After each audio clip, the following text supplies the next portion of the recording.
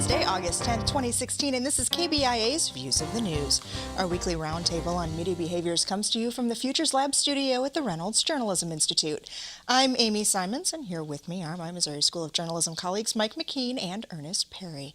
On our program this week, the Olympic Games are underway in Rio, and there's no shortage of media-related topics to talk about. For instance, what new things are journalists trying this year to keep up interest online, in print, and on TV? Why does it seem that the media is having such a hard time covering the female athletes, calling them girls instead of women, making unintentionally sexist comments during play-by-play, tying their success to their husbands? And then there's the story of Michael Phelps. No one seems to be able to get enough of Michael Phelps. We'll talk about some other non-Olympic stuff as well, such as Fox News after Roger Ailes, including the parade of women who've come forward alleging a hostile work environment, claims that he used company money to spy on critics, and what might come next now that he's out of the picture. And we'll talk a little bit about the presidential race as well and what's gone on there in the past few days. Hopefully a lot more that we'll get to as well, but I want to start by talking about Sunday night's installment of the HBO show Last Week Tonight with John Oliver. We've talked in the past about his biting take on the news, and that no matter how many times he says his show isn't journalism, how often his staff does a stellar job of it. Sunday night, in my opinion, was no exception. The show was basically a 19-minute love letter to the local newspaper. He talked about how vital newspapers are to keeping those with power and influence honest, and that, in his words, the media is a food chain that would fall apart without local newspapers. His setup was classic, using excerpts from the movie Spotlight and showing us how a handful of enterprising reporters in Boston brought down an archdiocese and uncovered a priest's sex abuse scandal that spanned the globe. But then Oliver got into the harsh realities of the newspaper business: declining circulations, lower ad revenues, layoffs, reorganizations. None of this is to say that there aren't people producing great work in local newsrooms right now. Many are, at the Oregonian, at the Review-Journal, even at fucking Trunk. But they are doing it despite their current conditions. And the truth is, a big part of the blame for this industry's dire straits is on us and our unwillingness to pay for the work journalists produce. We've just grown accustomed to getting our news for free. And the longer that we get something for free, the less willing we are to pay for it. And I'm talking to you, the person watching this segment on YouTube, using the Wi-Fi from the coffee shop underneath your apartment. You're killing us! But sooner or later, we are either going to have to pay for journalism, or we are all going to pay for it. Because if we don't, not only will malfeasance run amok, but the journalism movies of the future are going to look a lot more like this. And you can see what this looks like if you go to our links blog at KBIA.org. You'll see what he puts in that next segment is a trailer for the fictional movie Stoplight, what our world could look like if people aren't willing to start paying for good journalism.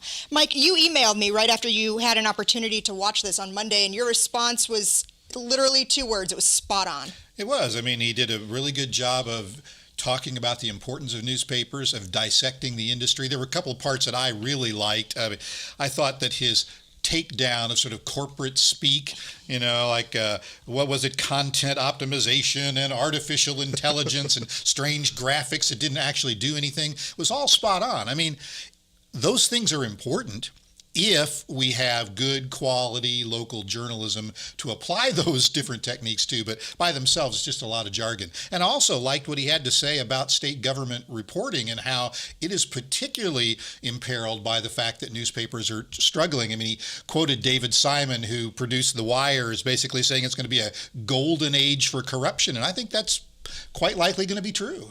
Yeah, and I think you're starting to see a lot of that go on in terms of the state reporting, the local reporting, as newspapers sort of, I won't say they're dying out, but they don't have the kinds of staff, they don't have the size of staffs needed to be able to cover this. One of the things that I also liked about him is that he was being very frank about the fact that the public has a lot to do with what's happening with this. The fact that we are willing to for whatever reason, and basically it's because it's free. I mean, we if it's free, we're not gonna pay for it. And now that newspapers are putting up paywalls, people are going in other places to get their news. And that's exactly the point he was trying to make that we heard in that clip. This show being an HBO program that's being put on YouTube, that is a subscription-based service that people are kind of, sort of, even if the program itself is facilitating it, kind of sort of stealing it in that same way. That is true, but on the other hand, it is also true that we gave it away. Oh yeah, for definitely. So long. Yeah. For way too long. And no, that to me, that is the biggest issue. And now we all of a sudden want to, and I say I'm talking about the media organizations, the media corporations want to sort of pull it back, and people are not saying, well, hey, okay, we'll pay for it now. They're not going to do that. Yeah. I mean, that's not going to happen.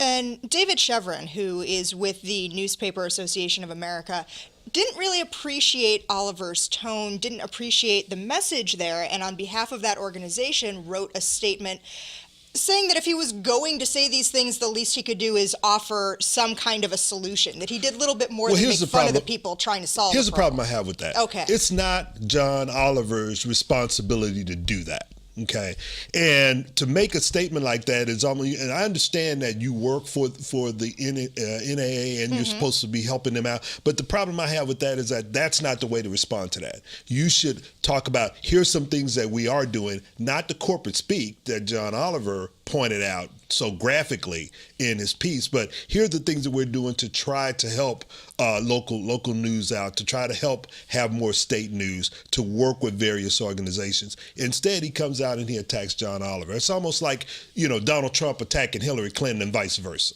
Not only is it not John Oliver's job, but I really get tired of people in our industry always looking to blame somebody besides ourselves for our problems. I mean, Eric Schmidt, the CEO of Google, was speaking to the NAA at their convention 7 years ago in San Diego, and he had a novel idea when the newspaper industry was criticizing Google for aggregating all their content and not paying for it. He says, you need to be consumer-driven businesses. Find out what your audience wants, and if you satisfy them, you're going to make a lot of money, and if you don't, you're going to go out of business. That's still true today. That is true. And what's happening is that you see the Washington Post doing innovative things in that area. The New York Times is doing innovative things in that area. Some local newspapers are doing things that is starting to bring readers back. But when you look at the industry from a whole, all you see is these gimmicks like Trunk and those kinds of things that really aren't going to work because you have people who don't understand the industry who are coming up with these ideas. And by the way, just one last thing. John Oliver says they don't do journalism, and that's kind of the same argument that Jon Stewart used to make on The Daily Show. But the folks at John Oliver's opera, he's got former New York Times staffers working for him. They take what the media report and then they go out the extra mile and do their own He can deny it all he journalism. wants. And He and his staff are journalists. Well, in a way, he admits that. He says, look, we wouldn't be able to do the things we're doing if it wasn't for the newspaper journalists. That's how he started this entire 19-minute program. That's how he started the whole thing off. And it's not just his show, but even the network news, the nightly newscast, the what you see on cable television, they would not be able to do what they do if it wasn't for local news, if it wasn't for the Associated Press. Okay, well, you had mentioned something about Donald Trump and Hillary Clinton attacking each other, and for more than a year, we've been saying that this is the presidential election that is like no other, and that the only thing we can count on is seeing or hearing something we've never seen or heard before, and we've got a new one. Hillary wants to essentially abolish the Second Amendment. By the way, and if she gets to pick her judges, nothing you can do, folks. Although the Second Amendment people, maybe there is, I don't know. Was that one candidate suggesting, maybe even encouraging physical violence against another one?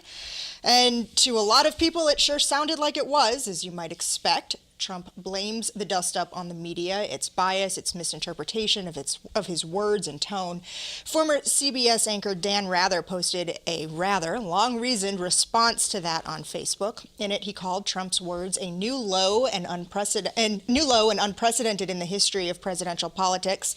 And he asks what seems like a pretty fair question to me. If any other citizen had made those kind of comments, would the Secret Service be investigating? And for all we know, they are, if we wouldn't likely know if they were. I mean, truthfully, it doesn't really matter whether this was a calculated statement by Trump or he was just letting his mouth get ahead of his brain, as often the Because case. that's not happened ever before. It doesn't really matter. I mean, he was giving license to somebody with a gun who might be just a little bit crazy to take matters into their own hands if she's elected president. And that's a step too far. I mean, and it raises a lot of really interesting questions that journalists have been talking about for the past few weeks, whether or not we've reached this sort of Merrow moment where it's our job to put aside, quote, objectivity and balance and all of that and just say, this guy's dangerous and it's a journalist's job, like it was when Merrow exposed McCarthy, to tell the truth. Yeah, I had a conversation with David Mendich, who wrote the piece in Columbia Journalism Review about, is this a Merrow moment? And he said he pretty much came up with that because he's starting to see a shift in the media to doing exactly what Merrow was doing, which is calling out Trump and his surrogates when these things happen, and begin the investigative part that they probably should have been doing from the beginning. At least we've talked about them Last doing 13 months. this from the beginning, is do the investigation. What is in his tax records? What does his bankruptcies look like? What are the statements that he's made over the years? What is his upbringing? What those types of things. Let's get a fuller picture of who Donald Trump is so that when he makes these statements, we can put it in the context that it needs to be in. But one of the things that I really, and you can go on our links blog and get this, is a New York Times article that talks about the fact that that journalism needs to look at Trump as a candidate much differently than any other presidential candidate we've looked at before, because of the statements that he makes, the upbringing that he comes from, and the fact that there is a potential for the dangerous kind of actions that could happen if his words become his actions. See, I agree with all of that, and I think that it is a Merrow moment. I do have a few concerns with this whole thing. First of all, a lot of Trump supporters, a lot of mainstream, conservatives and independents say, well, the media have always been in the corner of liberal elites, and so we've got to overcome that concern. I think we have to make sure that if we're going to expose Trump, that we don't do it through innuendo or gossip or shortcuts or conspiracy theories or exaggeration, because that's exactly what Trump did. And one could argue that's what Dan Rather and his folks did when they were trying to expose George W.'s Texas National Guard record. We have to do fact-based reporting, not just all this other stuff. Third, I think we can't let Hillary Clinton off the hook I agree with you on that just point. because we have to expose Trump. I mean, there's lots of serious questions that we need to ask about her. And then the fourth thing, and you kind of alluded to this, it's a lot harder to have a Merrow moment than it was back in the day. There were far fewer news organizations. The media, the news media, were thought of more highly by the public. It's not as fragmented as it And is now now. you've reached this fragmented environment where people have fallen into the echo chambers of getting their sources of news from the ones that they agree with, whatever perspective might be coming from it. Yeah, I mean that's an issue,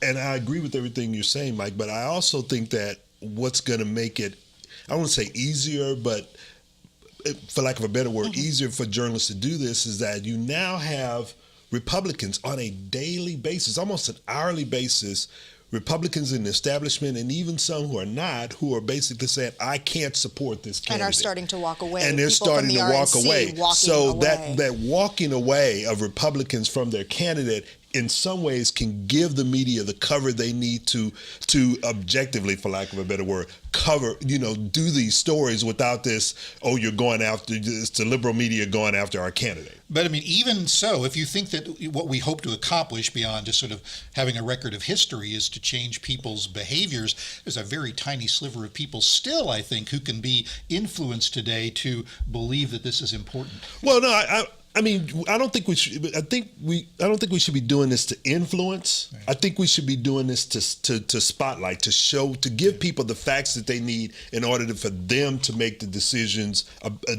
about who's going to be the next president of the United States. Quickly, I do want to touch on one thing.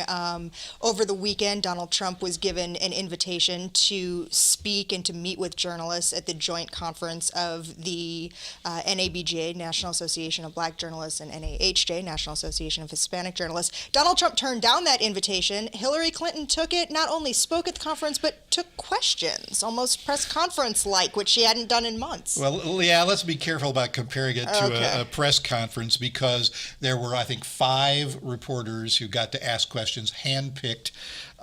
It's a relatively friendly audience, and the kinds of questions were ones that she was able to deflect with pretty standard pat campaign answers. The one question that was kind of interesting was, even though it's not original, was to tell us about a revealing conversation that you had with a black friend, and she stumbled around with all kinds of political answers rather than personal answers. But I don't think this makes up for the fact that for, the better part of a year, she's not met with journalists who cover politics and government on a regular basis. On the other hand, Hillary doesn't like the media. She hates the media. She thinks that we're unfair. She thinks that all we care about is the horse race, and all we care about is the gotcha moments. And, there's enough evidence there that you can see where she's coming from. Well, but I also think this goes back to the conversation we were having a minute ago about the fragmented media, is the fact that, that Hillary and others, including our current president, have been able to control their message by talking to local television stations and doing other things without having to have these press conferences. And then journalists get upset about that, but we don't control that. We lost that a long time ago. So, I think we need to figure out other ways in which to get to the candidates, get the questions out that really matter, and get some answers that people can really use. Okay, well, so here we are, almost halfway through week 1 of the Rio Olympics, and it seems this year there have been almost as many media-related stories to come out of these games as there have been stories of athletic triumph. Let me start by asking you guys, did you watch any of the opening ceremony, that tape delay from one time zone ahead of us? I missed it. I'm going to be honest. I saw some of the excerpts from it. I read more stories about. You saw the Tongan. Yes, I saw that. But I actually read more stories. I got more out of reading the stories than I did from looking at the highlights of it. I watched the Parade of Nations, or whatever it's called, and I was waiting to see the actual sort of entertainment part of it. I did not see Gisele Bundchen walk you across missed it. the field. It was all before the parade, and it may have been purposely edited to do so. It's one of the things NBC's caught a lot of flack for this time around, how much of these games are tape delayed, given that they are occurring in a time zone where our country lives. 2 hours ahead of our central time zone. There are lots of things that they can cover live, and they are: swimming, beach volleyball, gymnastics. Frankly, some of it actually, the women's gymnastics from yesterday happened way before. I was really surprised by that one. And, they're trying to maximize their audience. They spend a boatload of money to have years and years of exclusive rights to the broadcasts. They know that their formula of focusing on Americans and focusing on moments and these heart-rending stories, it works for them. It sure leaves out a lot of time for us to hear about other sports besides the ones that Americans dominate. But I think what's happening is that they are also realizing that they can maximize viewership in other areas, streaming, that sort of thing. And whereas news organizations and media organizations once would defer to whoever was running the Olympics and not give who the winners were when they're different time zones and that sort of thing, that's gone. That's over. Everyone else is like, I think NBC is still trying to play that game just a little bit. Oh, yeah, they're trying to play it. They've got $1.2 billion invested in that. I'm waiting to see when there's going to be a really serious, if ever, discussion about any of the problems in Rio de Janeiro. There was this fawning article in the Washington Post last week about Bob Costas and what a great journalist and host he is. And yet, there was more time spent talking yesterday about how strangely the water in the diving pool turned green than stories about all of the virus-filled waters that the rowers and the sailors and the triathletes are swimming in and maybe going to cause health problems. When are they going to talk about any of this? Well, yeah, and they were doing a lot of stories about security issues leading up to it, and now that the Olympics have started, there's no stories about security issues, and I can't believe that there's not something that it all alleviated or the housing problem, the huge housing problem they were having before that. all those stories sort of went away once the Olympic torch was lit. Having said all of that, though, every time I hear that music that started back with Jim McKay and ABC when they covered, every time I hear that, it just swells up a little bit. I love the Olympic music. So here's one issue that people have been talking about a lot online. I know the Chicago Tribune was one that had to issue an apology for this earlier this week. Some of the women winning different medals or having different achievements in the Olympics being connected and having their success connected directly to their husband's success. And in that case of the Chicago Tribune, I bring it up. Corey Kajal Unreen, I'm not sure if I'm pronouncing her name right, but won a bronze medal in a shooting competition. And Chicago Tribune noted, instead of putting her name in there, the wife of a Bears linebacker wins a medal. Yeah, that was purely sexist. I think some of the other comments, like when in the swimming they were talking about, one of the coaches of the athlete being her husband, or in beach volleyball, one of the coaches being, okay, they are integral to their success if they're their coaches, and we probably ought to cut a little slack. I'll also say, talking about sexism, okay, all the female anchors hanging on to the shirtless, greased-up Tongan sign carrier, that's a little sexist, too. Yeah. And the fact that, some are saying, some will say girls, some will say women, right. You go back and forth on that. I think it's part of, sometimes the anchors and the announcers get so caught up in covering the sport that I think they lose sight of the way in which they describe some of the athletes, in particular the women athletes. So I think that there needs to be some more training when it comes to that. where do you go with that in making sure that you're always involving the person first language? I mean, that comes back to the athlete who is the wife of, or the women's gymnastics team. We have 2 women who are over 18, 3 women who aren't. So they would technically be girls. Well, I mean, think about it. You have the entire women's gymnastics team, with the exception, I would say, of one who could be technically said they're girls. Right. I think Allie Raisman's also over 18. So Gabby Douglas and Gabby Allie Douglas Raisman is over. So you've got 3 out of the 2. Yeah. And so you get, like I say, you get so caught up in covering them, and you've been covering them since they were girls, that you sort of still carry that language all the way through. Some of that is a close call, but some of it, like we talk about the gymnastics team, whether they're girls or women, or they could just be standing around at the mall. I mean, that's sexist no matter how. I did hear that, and I was like, oh, that was not good.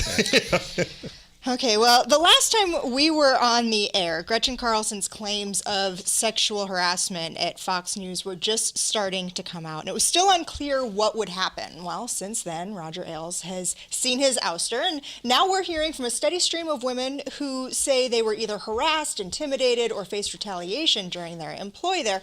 Now we're even hearing stories that Ailes used Fox News funds to go after some of his professional enemies, if you will, trying to get intelligence. Are we really surprised? No.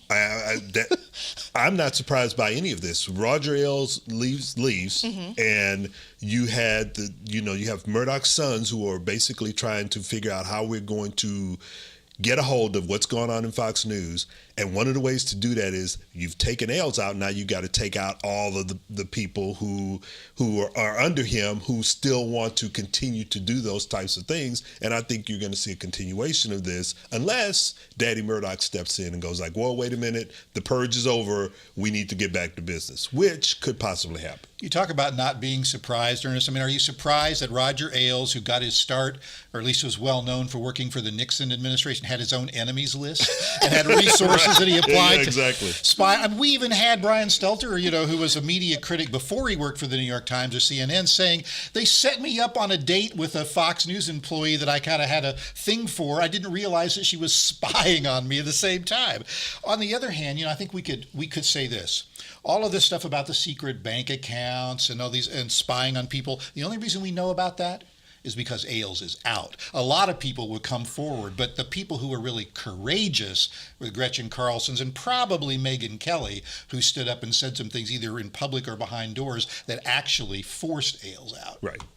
Okay, before we go, pop quiz for you guys. Okay, this is something that's turned into a bit of a meme online among journalists this week. Your first 7 jobs, what were they? Mike, you go first. Okay, first job, hay baler. Okay, you're going to see that I lived in a small town in a rural area. Corn detasseler. I did all of those before I was 16. Dishwasher, fry cook, window washer. I actually washed the windows of a bank for a few weeks. Those were all while I was in high school. Okay, I think that's 5, right? Pizza delivery guy, first job in college. And I was the custodian on the floor at the News.Missouri Medical Center where they had all the brown recluse spiders. That was probably the scariest job, and I only lasted in that one for about 3 months. Those were my first 7 jobs. Well, let's see. I was a busboy, clothing salesman, worked in toy store putting bikes together, convenience store clerk, worked in the front desk at the dorm, worked as a token taker for Showbiz Pizza, which my wife still gives me grief for. And I would say my first job at newspapers was an agate clerk on Friday and Saturday nights for high school football, working in Fort Worth. Okay, How about you, Amy? Okay, so I spent some time thinking about this yesterday. If we go all the way back to babysitting, so starting as a babysitter at 11 or 12 years old, worked at a hot dog stand, which if you're familiar with Chicago-style hot dogs, there's one almost anywhere you can imagine. It's like the staple for fast food. I was a grocery store checker.